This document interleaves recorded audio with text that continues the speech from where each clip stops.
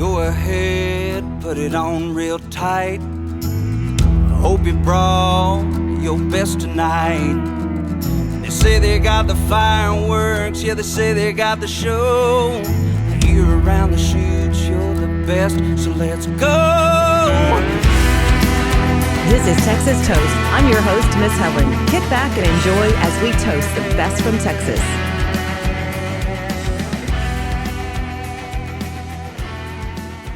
Hello, everyone. Welcome to Texas Toast. I'm, of course, your host, Miss Helen. And this week we have a special guest joining us. Thank you so much, Jesse Daniel. And it was short notice and you jumped on with us. Thank you for that. Oh, of course. I'm happy to do it. Thanks for having me, Miss Helen. So you've been busy. Your music has just intrigued me. I had the opportunity to run across your new single, which we'll talk about that in your new album as we progress into the podcast. And your sound and your music is just a breath of fresh air. It's something a little different. So what is your background? How did you get to Texas? Well, thank you. I appreciate you saying that. And I got to Texas.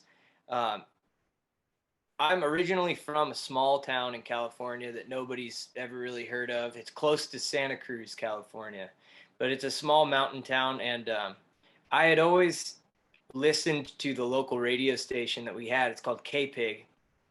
And on that station growing up, they always played a lot of Texas songwriters. They'd play guys like Robert Earl Keen, Lyle Lovett, some of the older guys like that. And I had a real respect and kind of a reverence for Texas music and songwriters. And, we just started coming out here to play, just started playing shows and making friends and meeting people. And then in 2019, I decided to make my last album, Rollin' On, with Texas Steel Guitar Hall of Famer Tommy Dedamore. And it was just south of San Antonio. And that's when I really fell in love with the area. And we moved out that year in 2019. And I'm glad we did. It was the right place to be. And, we've met so many great people so far. Everybody's been welcoming. So I'm glad to be here. Oh, yes, you definitely are a true fit. And so you did have your self-titled album that was released in 2018. And then in 2020, you just referred to it, you of course released your album Rollin' On. I love the title cut, that it was a great title cut, the single Rollin' On. But can I ask you about a particular song that I think really reflects your songwriting and your storytelling? And that was the Mayo and the Mustard song. Oh, yeah. Yeah, you like that one? I like that one. And it's just like, as I listen to your music and as everyone starts finding your music that hasn't already, you have quite the storytelling skills. Oh, I appreciate that. Thank you very much. So how long have you been songwriting? Who are some of your influences? I'd say kind of top of the list for me would be probably Merle Haggard. He's, I love his songwriting and his storytelling and as well as just kind of the sound of his music, the musical quality of it, instrumentation, everything. But I also, moving to Texas, I've kind of learned about a lot of guys that I hadn't listened to as much, Like I said, I was a big fan of Robert Earl Keen. I was a fan of Townes Van Zandt, Guy Clark, a lot of the older Texas guys, but I've kind of been able to discover some newer Texas songwriters. I've always kind of balanced back and forth from the straight up country singers like Merle Haggard, George Jones, Johnny Paycheck, guys like that, to the more songwriter stuff. And I think I belong, I kind of bounce back and forth between the two because I love them both. Yes. Well, let's talk about your current album. 12 songs on the album. Album's entitled Beyond These Walls. So let's talk about, I know you just referred to your producer. Let's talk about some of the musicians that were on this project. Yeah, you bet. So on this record, we were fortunate to work with a lot of the members of some great bands like George Strait's Ace in the Hole Band, Willie Nelson's band, the Mavericks, John Carroll, who plays guitar for Corey Morrow. We've had just, this incredible cast of musicians that a lot of them I got to meet when we were recording Rollin' On, because there's a good handful of those guys on Rollin' On as well. But this record really kind of, I'll never forget Tommy Dedamore when we were going into the studio. He was telling me about who is going to be playing keyboards, which is Ronnie Huckabee from George Strait's band. And I didn't know that he played with George Strait and that he was his band leader and had been with him for all these years. But I'm a big George Strait fan of his music. I just didn't know that little tidbit. And he said, you might want to Google his name, For just sure. Yeah. I did. And we went into the studio, and it was just incredible to watch these guys work. They're amazing talents, and they really helped me bring these songs to life. I always have a clear vision of what I want, and they just executed it perfectly. So your current single out to radio now is Looking Back. And now let's talk about who is the harmony on there. That harmony is Jody Lyford. That's my partner. She is my, you know, my the love of my life. She's also the manager of everything. Jesse Daniel. She kind of makes the wheels turn for all the business end stuff. She also tours with the band and sings harmony live with us and on the records. So that's so good to know to have you on the podcast, because I told you we had highlighted that song on Texas on Tap, and I was like, who is this on the harmony? Because y'all just blend so well. So let's talk about writing that and the backstory on your current radio single, Looking Back. You bet. Well, looking back, I wrote that song with my old bass player. He's a good friend of mine. His name's Nick Foster. He's a great songwriter. For anybody listening who wants to check him out. And we wrote that song together. We had been on the road touring with Jason Boland, and we had been doing a whole bunch of Western United States dates with him. And that was right in 2020, right before the stay-at-home order came down. So we were all in Colorado doing a show, and then we got the order, and we had to pack it up and go home indefinitely. And so Nick and I were just, at my house kind of wondering what was going on, and we decided to sit down and start writing. And that's when we came up with that song. It was kind of a collaborative effort, but I had the idea and kind of the hook for that song in my head for a while. And it's just a kind of a reflective, melancholy type of tune about looking back over your life and wondering if you've made the right decision and kind of regretting some of the things that you might have said or done in a relationship or friendship. Yes, that was one of the things that caught my ear as I listened to it when I previewed it, and it just like it makes you kind of step back and look at things and maybe not try to make so many mistakes. So another song on here that I really enjoyed was Texas Summer Nights and Simple Things. I love Simple Things. Oh, good. I'm glad you like that one. I love playing that song just because it is, it's just like the title, it is a simple song, but it's those over 2020 when we weren't able to tour and we were writing for this new record, that was all those little simple things were really the things that were kind of keeping us sane, and the things we were able to enjoy and just getting outside and going to the river and stuff like that. That is so true. Put those things into perspective. So that's kind of how Jody and I actually wrote that song together. So that's interesting background on that, because talking about that, like you said, going out on the lake, I live on the Gulf Coast, and it was just nice because we fish a lot and we're on the water a lot. But during that time, it was just different being on the boat. Like I would just sit at the front of the boat and breathe the Gulf breeze and the water and enjoy the bay and the sunshine. So yeah, that was. That's funny you should say that. We actually wrote that song leaving Brownsville. We were down just way down there on the coast, and we were driving back home, and we had just been on the coast, and oh my gosh, that's kind of what inspired that song. So that's pretty funny. Wow, that's why I bonded with that song. I call it I bond with songs. It's so weird. I'm weird. But you can't talk about this album without also talking about another great storytelling song, and that was Clayton Was a Cowboy. Wow. Oh, I'm glad you enjoy that one. That was another co-write that Jody and I wrote together. That was a song that I had kind of this idea for quite a while. I used to know a guy named Clayton. He was a cowboy from Branson, Colorado. And we kind of just made a collaborative effort to turn his story into a little bit more of a fictional story, but just, kind of telling a story essentially about a rodeo cowboy who just couldn't couldn't settle down and just kind of lived on his own terms, and that's one of the ones that I'm most proud of, that I've written with Jody. Yes. Yes. And then another one I think I saw, it's kind of a fan favorite too, is the single Gray that's on there. Hmm. That's a heavy one for sure. Yes, it is.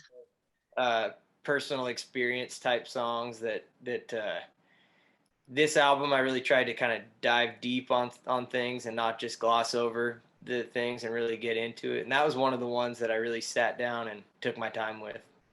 Tried Well, to tap into those things.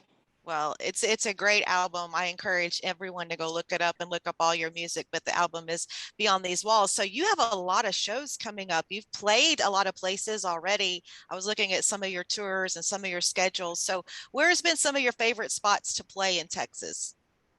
In Texas, for one, I just love playing in Texas in general, just because there's a culture and a respect of music here that I don't think exists in that way anywhere else. It's really a unique place. And so I just love playing in general in Texas. But I think some of my favorite venues that I've gotten to play were Green Hall.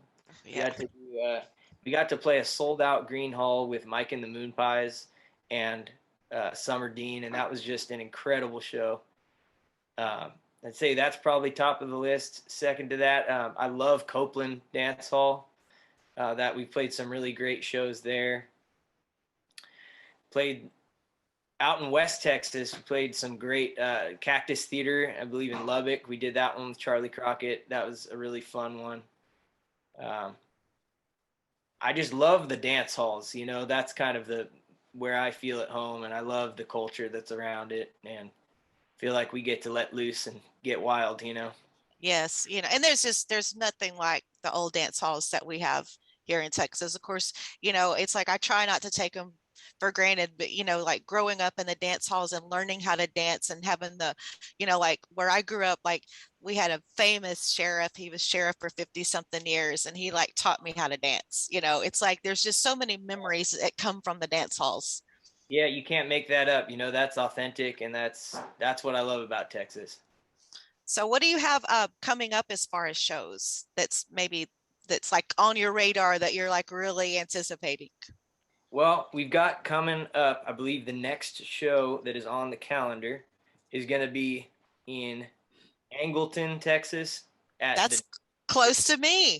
Really? Yes. You got a +1 on any of our guest lists anytime, so we hope to see you down there. That's at the Dirty South. I'm not sure if you've been there. That's a really fun. They have a lot of good entertainment that comes through there. They do. Yeah, I love that spot. And then we're going to be the next night on the 22nd. We're going to be at Mercer Hall in Dripping Springs. The 27th, we will be in Fort Worth at Tulips. And then we're going back to Cheatham Street Warehouse in San Marcos on the 28th. Then the last one, I believe, of that month, we're going to be at the Frio Grill in Cypress on the 29th. We got some good dates coming up, and they're really spread out. So you're kind of hitting a lot of different markets and regions on that. That's awesome. Definitely trying to get out, all over the state a little bit and make sure to see everybody. Yeah, so I'm kind of skipping around because one thing I wanted to ask you when we were on intensely on the music and the songwriting, have you always been a songwriter? Like, were you one of these that were writing songs when you were a kid, or did your talent just develop as you grew up, or was there something in your life, or what is your inspiration and how long have you been songwriting? I'd say that I've been doing it since I was a kid. A lot of the songs I wrote as a kid were more kind of, even before I picked up the guitar, they were more kind of poems or, just stories, short stories. I used to write a lot of short stories when I was a kid, and I had a really wild imagination, so they'd always be about something really crazy, but I had a good stack of them that I'd keep. And I think it just I kept doing that as I got older, as far as just writing poems, songs, things like that. And when I started really playing guitar, that was when I could finally put those two together, and that's kind of when I really started focusing on that. But definitely, as I've gotten older, I've been able to focus more on the type of songwriter that I want to be, and kind of hone those skills in and work on that craft a little bit. So have you always done music, or did you have another career before you went full time into music? I've always played music. Even since I was 10, 11 years old. I used to fill in on drums for my dad's band when he would Okay. play. He played all kinds of biker bars and places like that. He played in blues, rock, country bands, all kinds of stuff like that. So I got introduced when I was young. But I had a lot of different jobs. I've worked just about every kind of construction you could imagine, kind of a master of none. I was just always a little bit of just a hand to a lot of people, doing general labor, plumbing, electrical, all kinds of stuff like that. I've worked grocery stores. I've worked as a butcher's apprentice.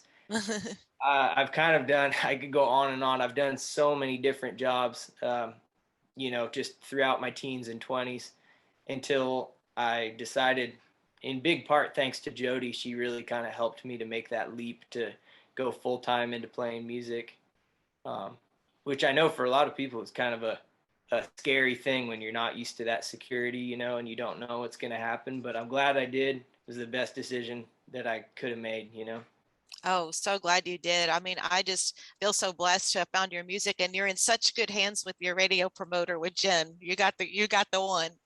She's great. I know she really is. She's gotten so many good things going on, and I appreciate her a lot. Yes, that's awesome. So when what are your hobbies? What do you like to do, like on the other side of Jesse Daniel?